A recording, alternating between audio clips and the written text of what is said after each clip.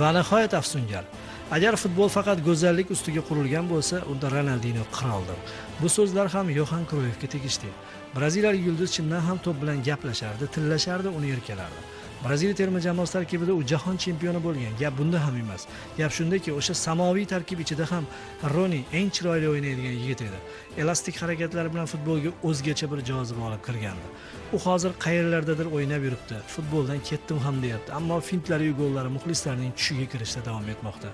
Ronaldinhoni yozish kerak bo'lib qolsa yozgim kelmaydi. Menimcha uning o'yinini hikoya qilib bo'lmaydi. Ko'rish kerak. Televizor ekraniga qotib qolib ko'rish kerak. Vassalom.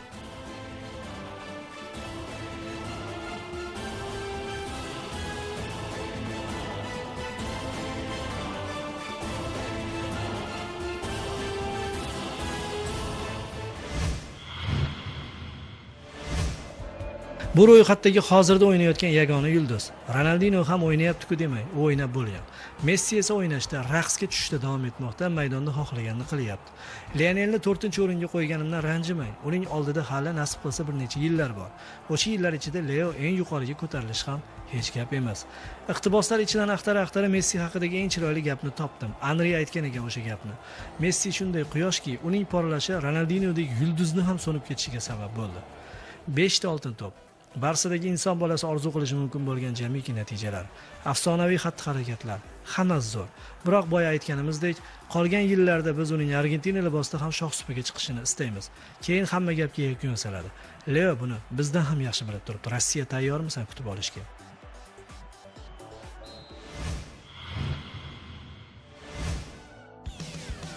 Zidanni 10-raqamlilar ichida ko'rish biroz taajjub uyg'otadi. Ammo raqamga umuman e'tibor bermaydigan, klub omborxonasida qaysi raqam bo'sh bo'lsa kiyib ketaveradigan Zidan terma jamoasi tarkibida 10-raqamda porlagan.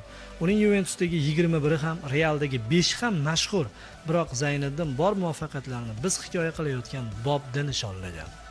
Zidan Platini boshlab bergan Fransiya futbolidagi uyg'onishni inqilob darajasiga olib chiqdi. Asr boshlarida buyurt futboliga qarshi turib bera oladigan jamoaning o'zi yer yuzida qolmadi. Chunki uning tarkibida qo'rqinchli Zizu bor edi. Buyuk futbolchi vatani sharafini shu qadar munosib himoya qildiki, uning oxirgi o'yinidagi xurmacha qilig'i ham kechirib yuborildi. Darvoqe, o'sha kuni Zidan qaysi raqamda edi?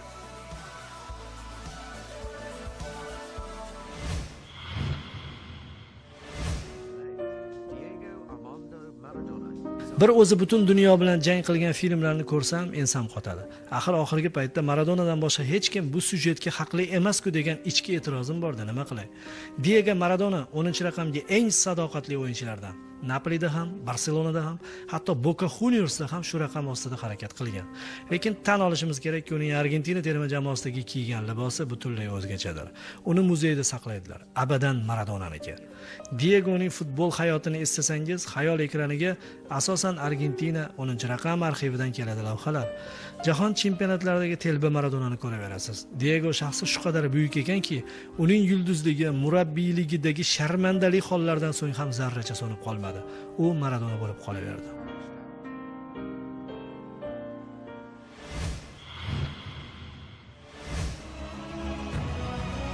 Lavhani tayyorlayotgan paytim oldimdagi o'g'lim, "Nega shu Peleni birinchi o'ringa qo'yaverasiz?" deb so'rab qoldi. U futbol qiroli dedi. "Ha" deb qo'ydi. Tamom. Boshqa gapga hojat yo'q ekan. Pelega 10-raqam tasodifan tushib qolganini eshitgansiz chamamda. Chunki u paytda bu raqam o qadar dongdor bo'lmagan. Yechinish xonasida taqsim qilingan paytda 17 yoshli bolaga nasib qilgani shuda. O'sha paytda taqsim qiluvchilar adashmaganini bugun bilib o'tiribmiz. 10-raqam o'z egasiga, aniqrog'i shu raqamning ham qiroliga topshirilgan ekan. Pele o'zining sap-sariq 10-raqamida futbol degan sport turida nima qilish mumkin bo'lsa, shu ishlarning hammasini bajara oldi. Futbol bilan xayrlashgan kuni qirolning libosi muxlislar qo'lida parcha-parcha bo'lib ketgani ham esingizda bo'lsa kerak. Kimgadir 10 yozuv tushgan qismi nasib qilgan bo'lsa, hanuzgacha bola baqirasiga mana isboti deb namoyish etayotgan bo'lsa, ne to'y. Haqiqiy boylik egasida qolmasligi kerak menimcha. Xalqqa o'tib ketish kerak, to'g'rimi? Salomat bo'ling.